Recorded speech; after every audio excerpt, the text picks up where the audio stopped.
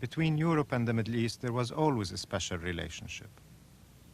They shared the common geography and humanity of the Mediterranean, and through history their influence on each other was constant and lasting. In medieval times, Islam was Europe's only powerful cultural and human challenge. Where Europe was not surrounded by water, it was surrounded by Islam. Europe conquered the oceans, the Americas, India, long before it was able to subdue the Muslims.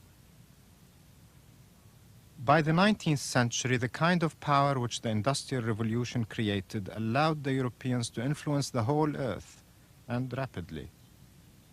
More than at any other time in history, no society had the protection of distance or time to adjust. And for good and ill, all peoples, economies, and governments became subject to the same complex set of forces. Beginning with Algeria in 1830, most Arab countries fell under the direct control of France and England. And by the end of the First World War, only the Arabian Peninsula itself remained free.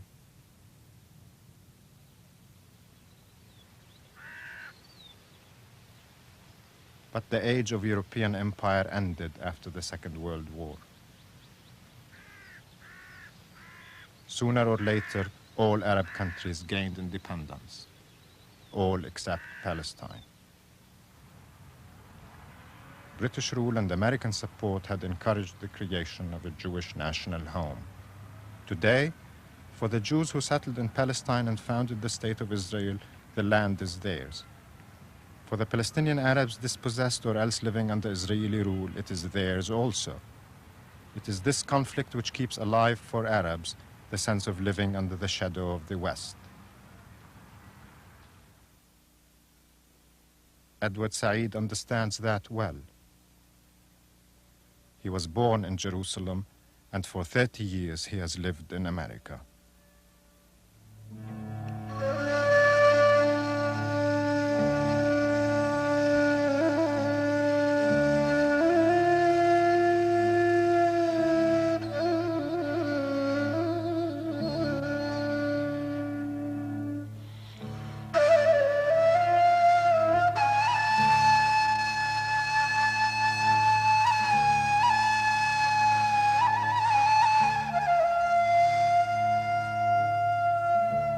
The Orient, the mysterious East, a place of fantasy, imagination, desire. This Orient has been created by the West, by artists, thinkers, dreamers, and adventurers. It gives fantastic expression to some reality that Europeans either wanted to possess or feared.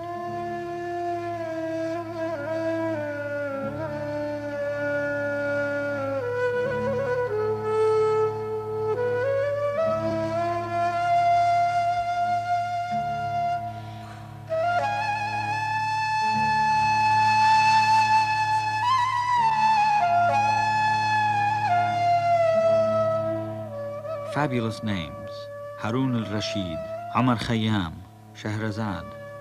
Fabulous places: Samarkand, Arabia Felix, Jerusalem the Golden. The lure of Jerusalem is uniquely powerful.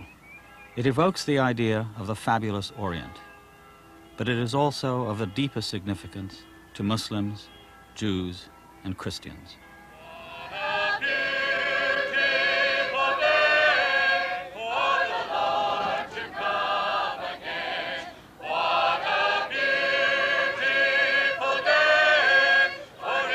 So strangers are drawn to Jerusalem the Golden, the Jerusalem of the Holy Land, to sing their songs of it, see its sights, sample its wares, savor its mystery. Want to take pictures? Yeah. Come on, go, Jack. 1, 2, 3. Go, Jack. Come on. Harry, 1. I speak English good. Want to go to school? Oh, my God. Oh, I'm afraid. I'm holding your hand. It is okay. Bring me a parachute. Wah, wah, wah. I love you. I love you.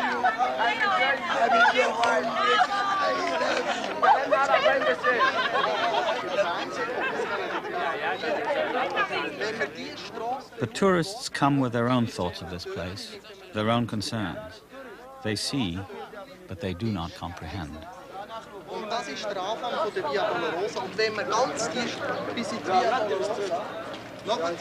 Insulated from the hard political facts, the conflicts of interest, visitors cannot see how involved they are in what appears to be foreign and distant.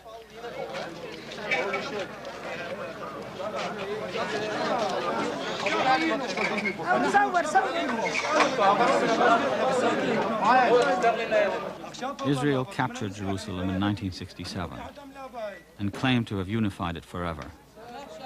In fact, Jerusalem is a deeply divided city. The Palestinian Arabs are subject to Israeli military rule.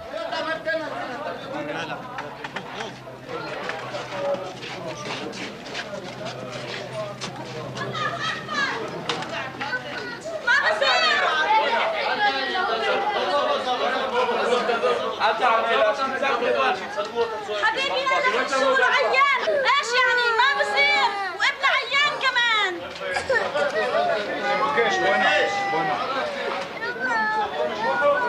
أدينتي؟ لا عارفيها؟ ما بعرفهاش. عارفيها؟ ام هذا بجوز ام هذا عادي، ام هذا بجوز هذا.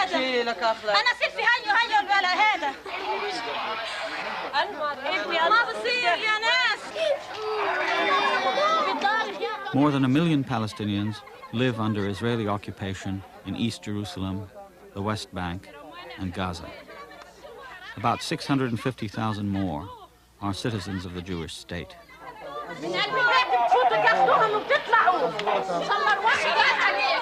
The lives of all of them are directly affected by the affliction of being a subject people, strangers in their own land.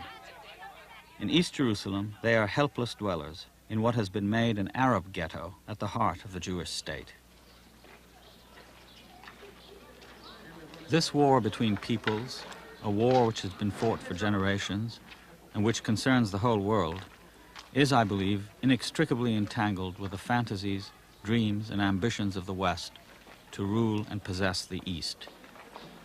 To some extent, the state of Israel itself has been created and sustained by those fantasies, dreams, and ambitions. I was born in Jerusalem when it was part of a country called Palestine. By 1948, when Palestine became Israel, all my family had left. My birthplace is now inaccessible to me.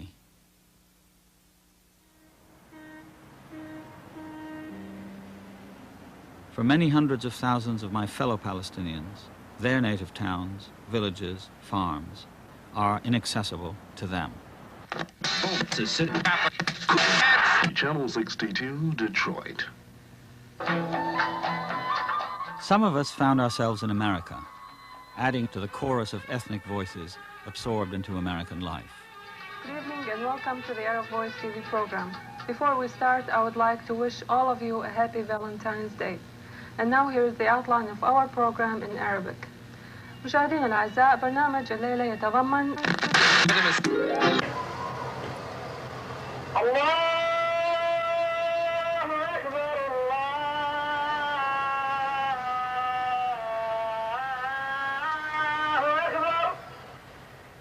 All the Arabs who come to America come in different ways, of course, under different pressures. All of us, however, attempt to rediscover and re-establish our identities. In Detroit, for example, the native places live on in social clubs and community events.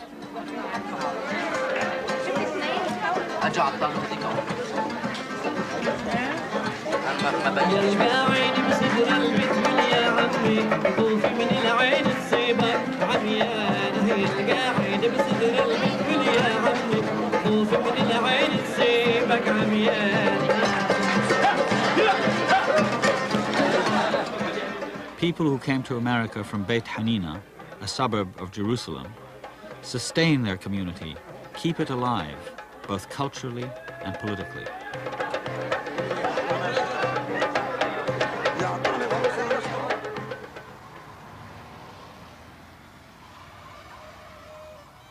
Some people in exile move closer to what they perceive as American ways, yet the ironies of exile represent themselves.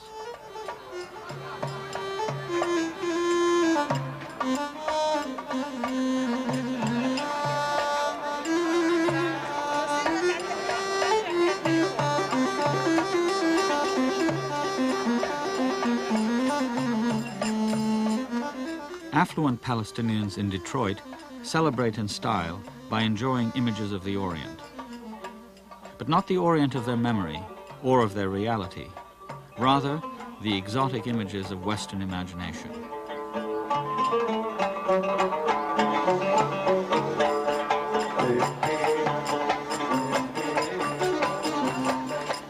The fabled harem dance is performed by a Mexican girl born in Detroit.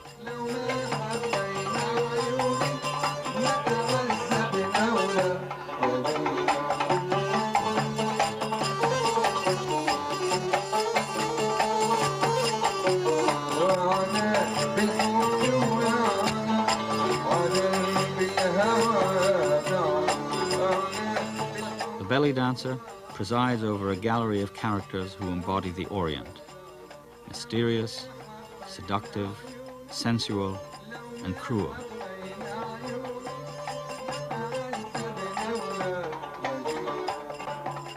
Usually, the Arab is represented as the other, deviant or excessive, less trustworthy, less human.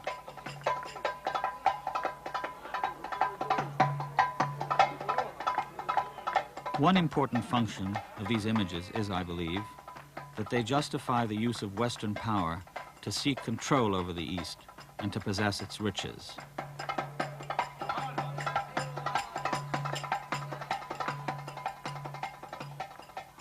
Frankly, I spend a great deal of my time being angry. I mean, wherever you turn, you read a bit of the newspaper, or you see on television, you know, the fact that we're never described, or rarely described, in ways that you can, it's not a question of identifying with it, in ways that don't offend you. And for us as Palestinians, obviously we have a greater challenge in this society, which is hostile to our history, as well as to our reality and to our aspirations. Yeah. So that there's the general problem of being an Arab, but there's a particular problem of being a Palestinian. Yeah. And this has created, of course, severe contradictions for all of us. I came in 1950, and I lived in the Midwest at that time. And when people asked me where I come from, I said I come from Palestine. And for them, they had two connections with Palestine.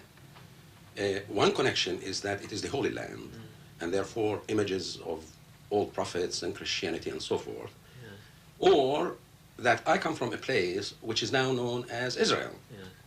My identity, in that sense, was neither understood nor accepted as someone who is not biblical and someone who is not Israeli. Yeah, it's strange how insistent that is, because, I mean, historically that's really been the case, starting with the Crusades. I mean, if you think about it, the Crusades had absolutely nothing to do, in a sense, with the people who were there, except, as you said, that they were non-Christian. Right. And they were the people who were in possession of Christian places that were thought of as European in some strange way.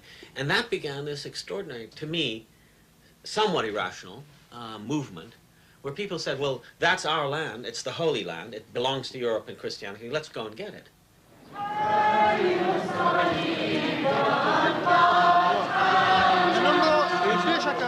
Each year, during Holy Week, the power of the idea of the Holy Land is made apparent. Pilgrims from all over the world join the native Christians of Jerusalem and engulf the old city in their journey to the Holy Sepulchre.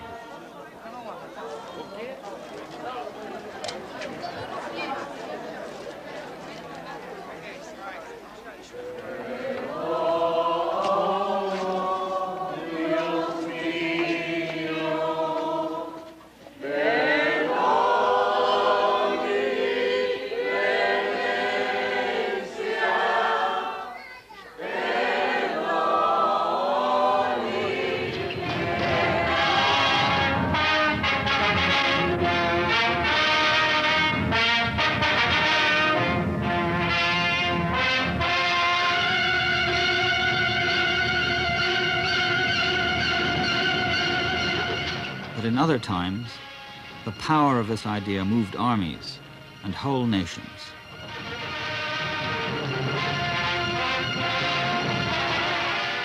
"900 years ago, Christian Europe decided to reclaim the Holy Land, Western Christianity's Holy Land, from the Saracen Muslims.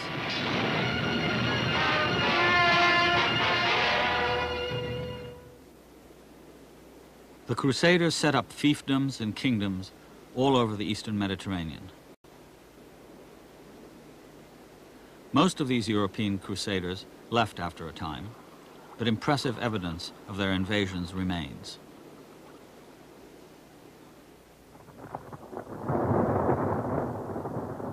The landscape is still dominated by Crusader redoubts, and they are fought over once again in what seems to be an endless sequence of violence and counter-violence.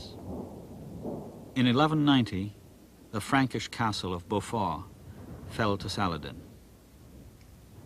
Between 1978 and 1982, it was a frontline position for Palestinian guerrillas in Lebanon.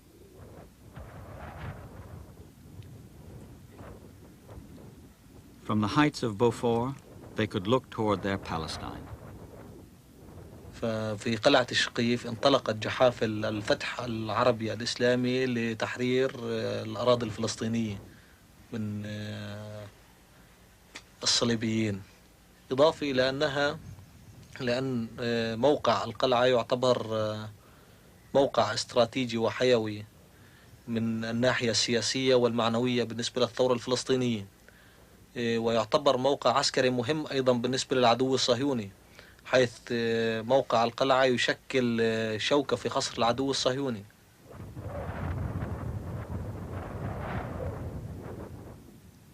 بلا مهم المدرسة كتير، وفي أهم منها بكتير كمان هي المدرسة عن وطننا فلسطين. يعني إحنا ما قتلنا، يعني ما نتعلم إن شاء الله بعد الله فرجها، يعني بنتعلم الله بيفرجها. يعني فلسطين ما حدا مش ناطر حدا، لا حد ناطر الفلسطينية. يعني إحنا ما قتلنا، ما حداش بيقاتل ورانا. كل يوم نحلم فيها فلسطين، يعني إنه قاعدين فيها وعاملين دولة عربية نعمر، يعني يكون البيوت الخربانة الدنيا بنعمرها، فيلات الدنيا والأرض بنفلاحها بنزرعها، إيش والتف إيش ما فينا يعني بنزرع، يعني خيار بصل كوسة الموجود نزرعه. سعيد بنعيش عيشة راضية.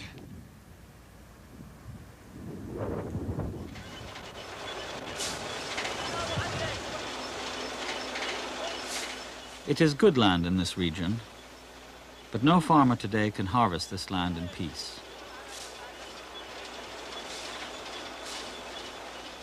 Farmers in the shadow of Beaufort have lived with the fire of aircraft, tanks, and artillery for more than a decade.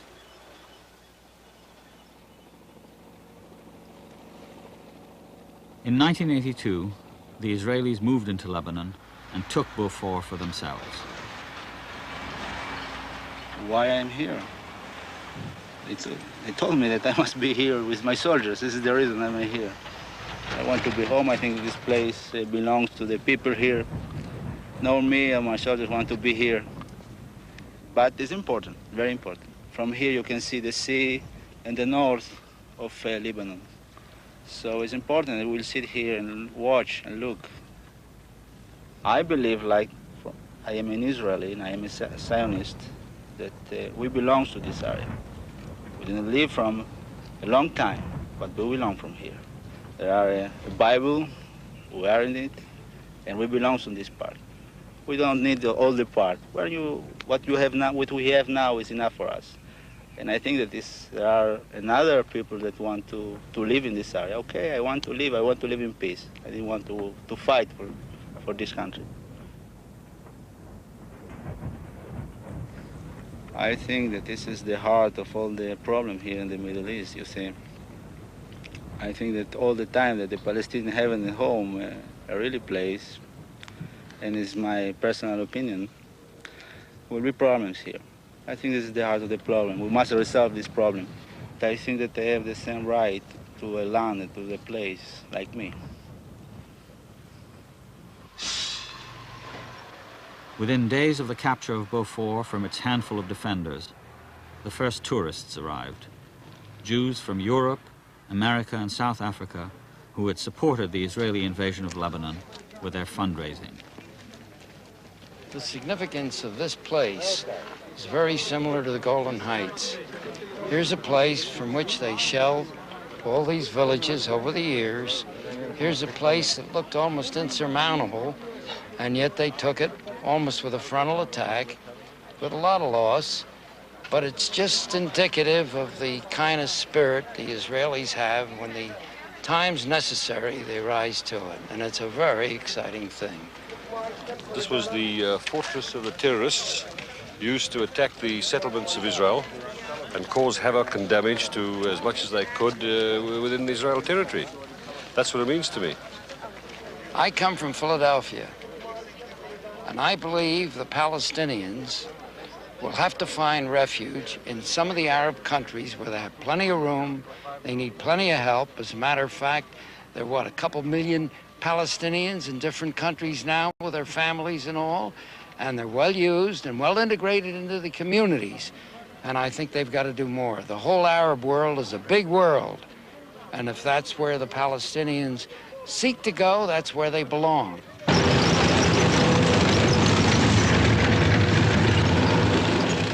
A man from Philadelphia simply decides on his own that native Arab Palestinians should be left in permanent exile. He claims more rights to this land than the people who were born on it. What are the consequences when such ideas are turned into action?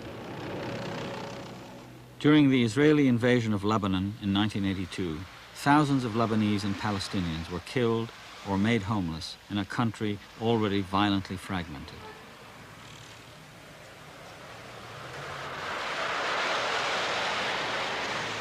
نحن قاعدين هون في البيت نايمين بالليل ما نسمع الا الا الدب ينزل علينا الطائرات.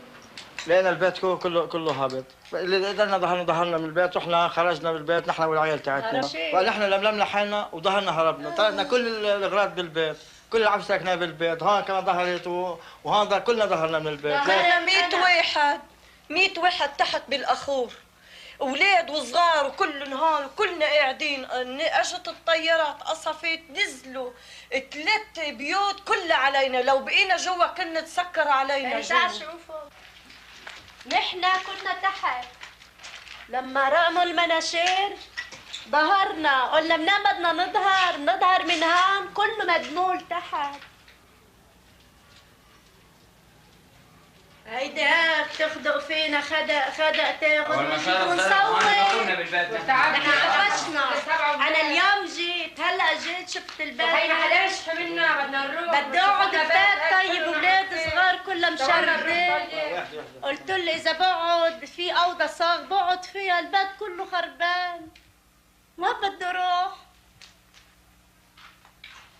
رحنا عند اهلي على عين الحلوه قدام دور العسكر. اكلناها هنيك، البابا راح مات. ازداد هي انفجر ازداد.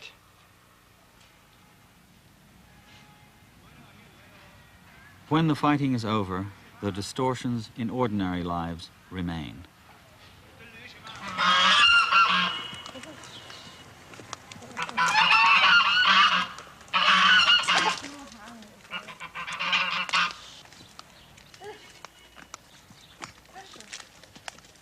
هي بنت ناس وبنت عالم. أنا بنت ناس وبنت عالم.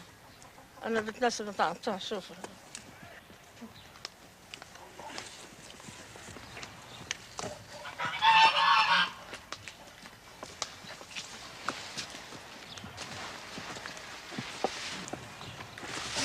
أنا كان بروح قذيفي كامية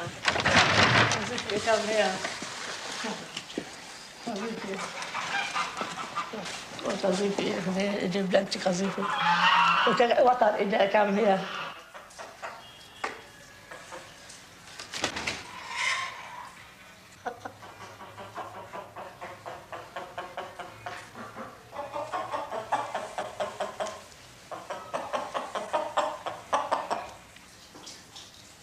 اجت القذائف يلا بوم بوم بوم بوم بوم بوم my head is ball.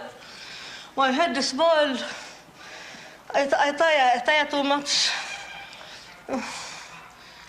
All broke. My house is there, all broke. All broke.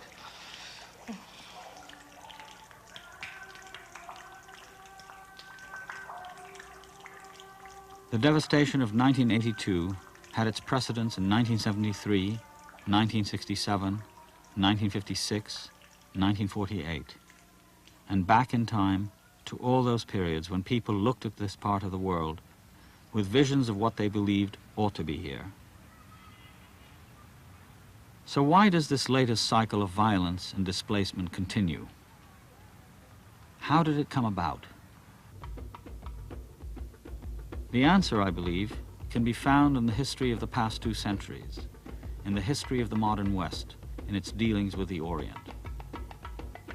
It is a history which Napoleon's arrival in the region perfectly symbolizes. Here was the representative of Europe's astonishing concentration of power, unprecedented in the world's history, going out to make the Orient an annex of Europe. France came to conquer Egypt and the Orient in 1798. To Napoleon, Egypt was a place that had witnessed Alexander, Pompey, Mark Antony, and Augustus deciding between them the fate of the entire world. It was therefore proper for Egypt to attract the attention of illustrious princes who rule the destiny of nations. Although Napoleon's stay in the Orient was short, it was a precursor of momentous events.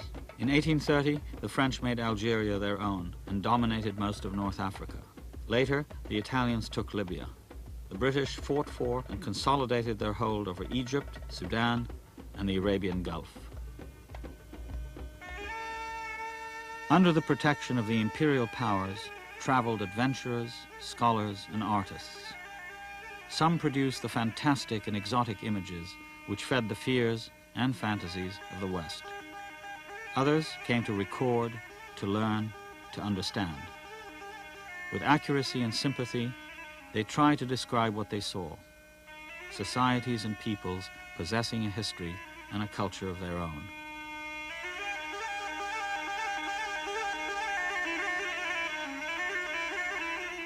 Some Europeans seemed to take their sympathy as far as identifying with the Arabs and taking their side in conflict.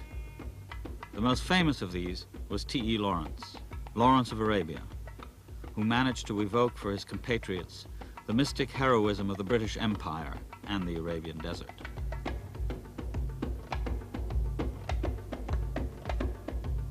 He involved himself in the Arab revolt against the Ottoman Turks, who dominated the region at that time. He thus gave his active support to one of the many movements of national resistance against the control of empire, whether Turkish or European.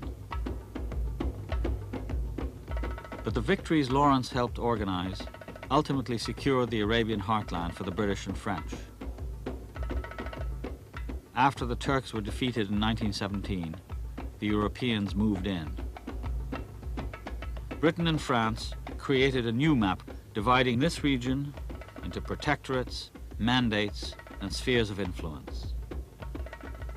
The names of the officials who first drew that map, Mark Sykes and Georges Picot, still resound throughout the Arab world. It is the map which essentially endures today, with one exception, the country of Palestine.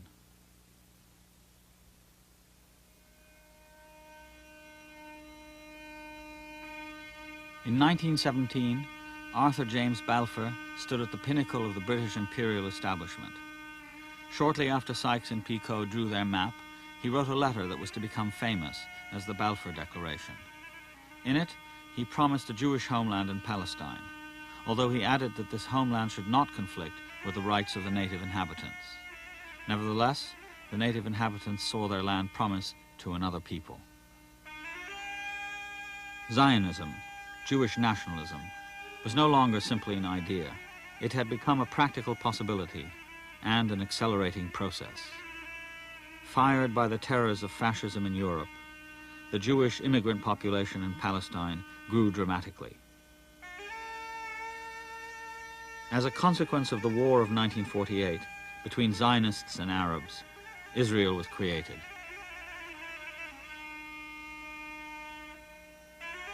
Palestine, the homeland of 1.5 million people, simply disappeared.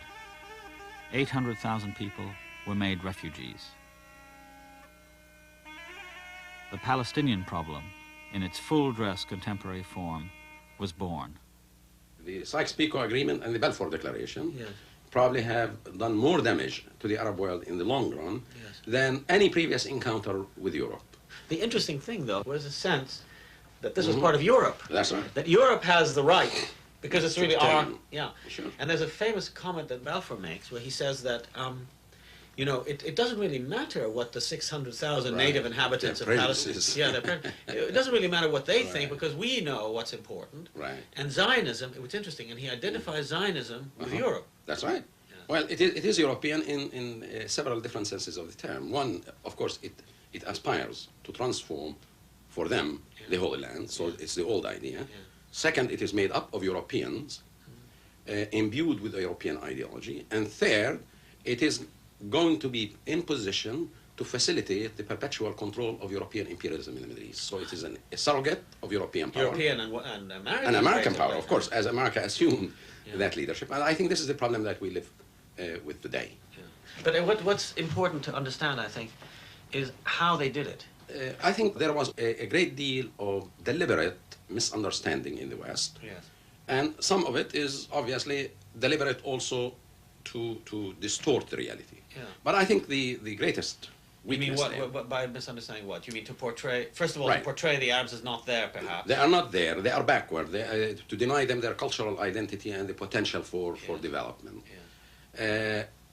So in that sense, I think there was a deliberate effort to denude and to make it possible to sell the idea of Zionism to Europe, to European So public. that the way the Orientalists, painters, they would depict it in a romantic and exotic way, the Zionists would depict it as empty, and a desert, and then they made the desert blue.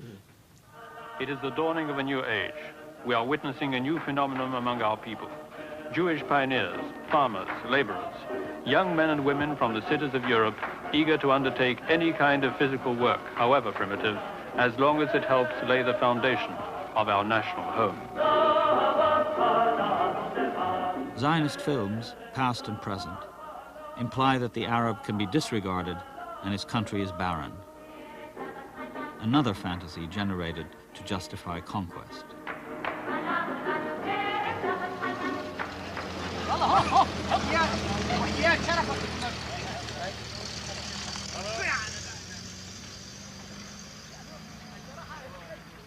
But just a few miles from Israel's border with Lebanon, the lie is given to the myth of Arab neglect of a barren land. This whole region of the eastern Mediterranean is rich and green. The fruit is abundant.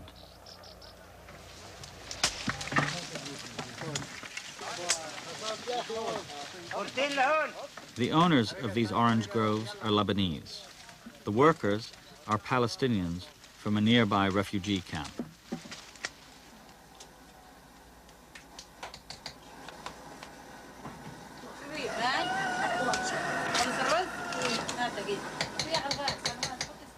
In the camps of South Lebanon, refugees from the villages of the Galilee have reconstructed the lives that they left behind and have held on to their memories.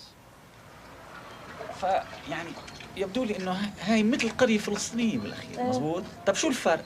فرق انه مش بالفلسطين. لا هون مهجرين لبنانية فلسطينية وهناك فلسطينية مواطنين، هذا الفرق يعني، أرضنا هناك يعني ملاكة، هون مهجرين يعني اسم يعني وهلا كلكم يعني جيتوا كنا بلد واحنا كنا طب كيف جيتوا لنفس المحل هون؟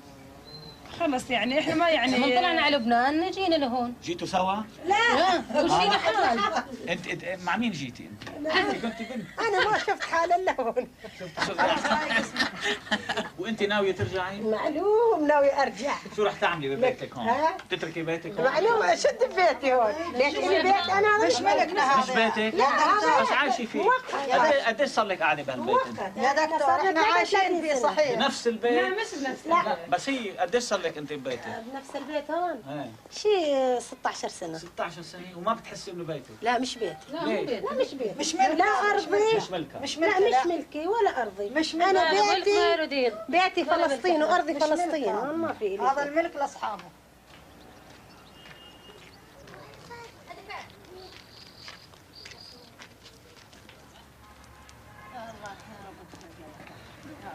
عشر سنين أكثر شيء طلعت من فلسطين. متذكرة كانت كولونية إسرائيل حجنا. إحنا البنات عايشين مع بعض ومبسوطين وبروح لعنا وبنجي لعندهن وبناكل سوا. أنت تعرفي أنت يهوديات؟ أي والله. والله وحدة اسمها أنا بعرفها. إيش نسيتها.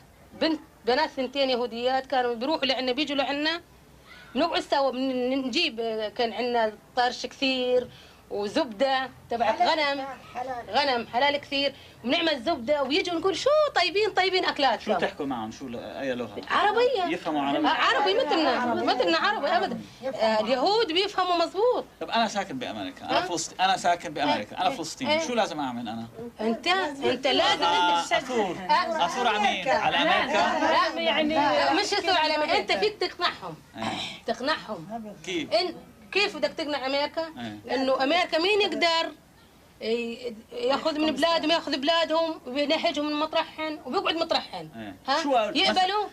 يقبلوا يعني حدا يطلع امريكا؟ لا طبعا لا، بس ام احمد هون كان عم تقول لي لازم اثور. لا مش لازم. طب لا معلش لازم تثور لان هن طايرين ضدنا. لازم مثلا تقول لهم ممنوع دعم اسرائيل بالاسلحه الثقيله لان عم بيحاربوا شعبنا. شعبنا قاعد عم بتحارب اسرائيل باسلحه امريكا. لازم يحبونا يعني؟ نعم لازم يحبونا. لازم يحبونا طبعا. طيب احنا شعب مثل هالشعوب، طيب ليش يحبوا اسرائيل مثلنا اكثر منا؟ ليش عم بيمدوا اسرائيل؟ مشان هالشعب كله يدمروه. الشعب الفلسطيني هيك بدهم يقضوا على الشعب الفلسطيني.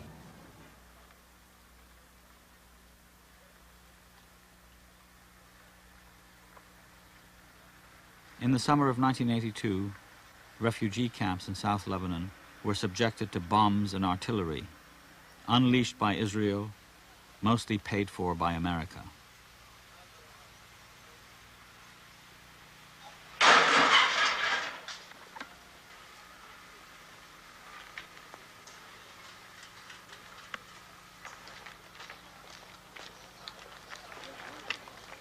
The Palestinian survivors were forced to shelter in the orange groves where they had once worked.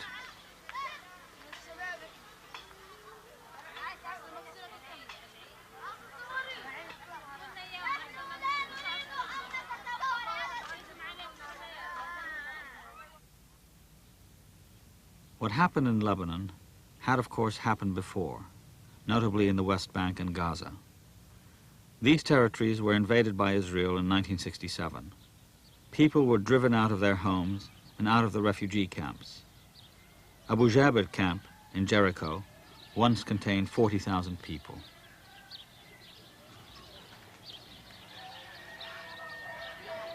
Now, 2,000 live there. They hold on to Palestinian life in Palestine, a symbol of the will to national survival that today characterizes the drama of the West Bank and Gaza. A Jerusalem-based Palestinian theater group, Al-Hakawati, tours the camps and villages, staging popular plays that enact the Palestinian situation. By creating their own characters, their own stereotypes, for their own reasons, Arabs are responding to and resisting all those stereotypes that have been produced in the West.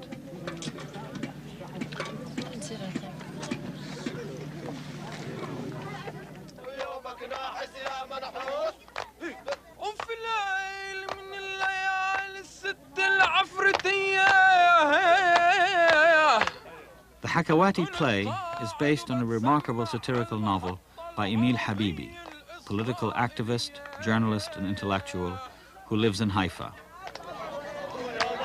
ساعد يا منحوس ويومك ساعد يا منحوس ويومك ساعد يا منحوس. Habibi's character hears the Israeli radio announce in 1967 that Palestinians must raise the white flag of surrender. The order is intended for inhabitants of the West Bank. He considers himself included and complies.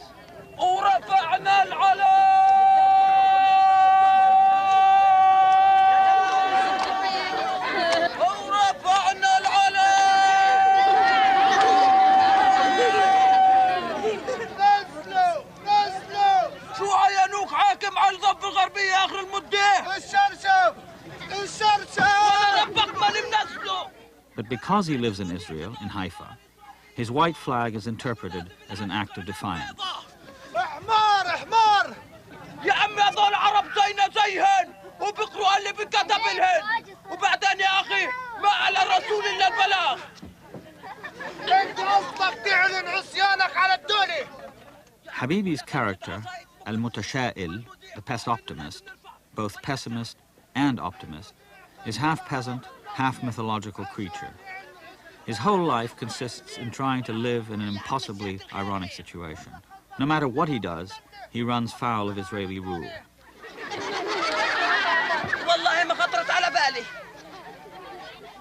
It is the very presence and survival of the Palestinian people that persistently trouble Israel. ولا مرة سأل ليش أنا انولدت عربي وماليش وطن غير هالوطن. تعال معي واسأله قدامي. يومك ساعد يا منحوس. يومك ساعد يا منحوس. يومك ساعد يا منحوس. I see that the Palestinians want to restore their identity, which is very important to the Palestinian people. And this identity has been seriously threatened and on the verge of being completely abolished. So they want a state. The idea of a state is becoming much more than an obsession to the Palestinians. It's something, a matter of death and life, because it's no use to be there and having all what you need and still you are nameless, without any identity. To maintain this, you have to have a state.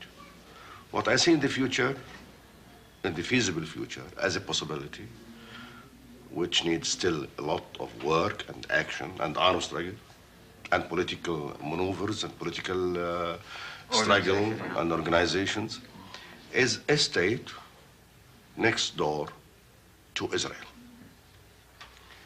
And this will not be the end of the struggle, in my opinion. But this might put an end to the armed struggle, to the armed conflict between Israel and Palestine. For my own self, you know, my commitment to the Palestinian struggle is partly, of course, because I believe in Palestinian self-determination and I'm Palestinian and so on, but also because I believe that Zionism is, with regard to the Palestinians, you know, an inhuman ideology. And therefore, in my struggle against Zionism, I feel that I can't adopt an inhuman attitude towards my opponents. I mean, they're my opponents, but they're still human beings. So the great problem for me, and I think for the Palestinian national movement, is our human sort of relationship with the Jews. How can we address the people in the state? How can we win them into our own side? How can we eventually implement our vision of the future, that is the creation of a one Palestinian state where Jews, Muslims, and Christians live together on equal footing? Take even Israel now as it is. 65% of the Jews of Israel are of Arab origin. But they hate the Palestinians. That's most. something else. Yeah. Now we are speaking in terms of being Arabs or non-Arabs. Yeah. But these people, they identify themselves with the Arab community. Yes. They sing their songs, eat their way of eating, the same kind of food, the folkloric dress. Yeah.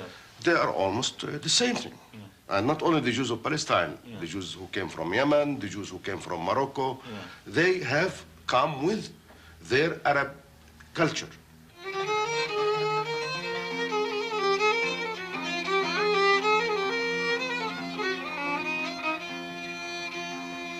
وقلبي رهيب ما يحمل الفرقان.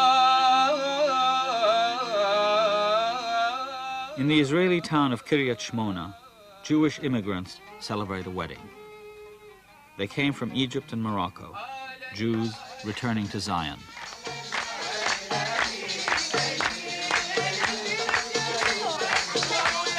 So this part of the world, Edward, as you know in history, has been a target for invasion and for people who came from abroad and stayed for years and years and years. And only those who accepted to become part, real part of Palestine, I mean, identify themselves with the country, with the people around it, they wanted to communicate with, not to live in a ghetto life. Only those, which eventually became Arabs, have remained in this part of the world. Those who insisted to behave as invaders, as military conquerors, as temporary resident to get whatever is there, it was the spices before, now it's the oil, they left. When they found that they are no more gaining anything, they simply left the country. They didn't like the way of life.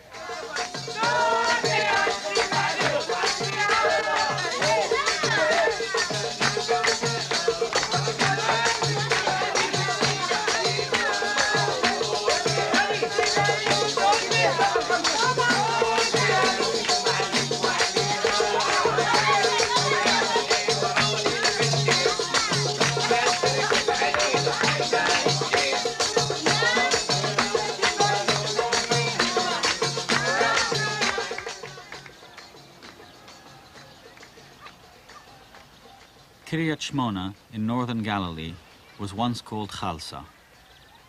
The people of Khalsa live in refugee camps in South Lebanon or are scattered throughout the world.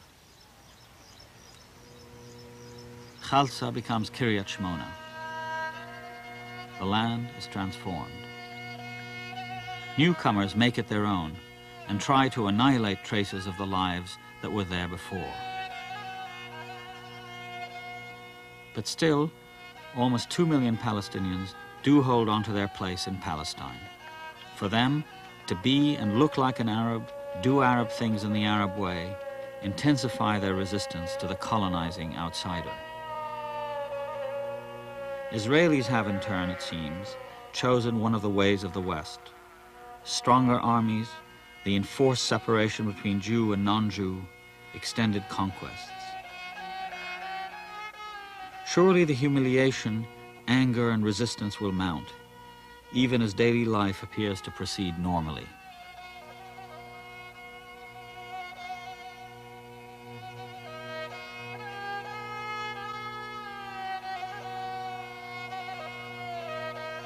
The Palestinians live in the shadow of occupation, outnumbered and out-organized, incomparably weak in terms of power and resources.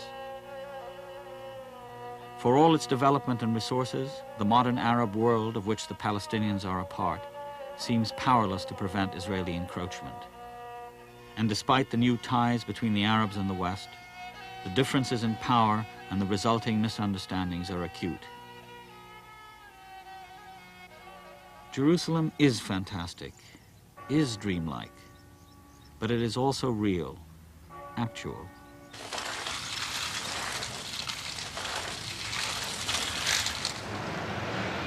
Its existence in the Holy Land draws the visions as well as the designs of people. Its contemporary history, like that of the Orient, is a record of conflicting claims and stark divisions, rarely of harmonious sharing.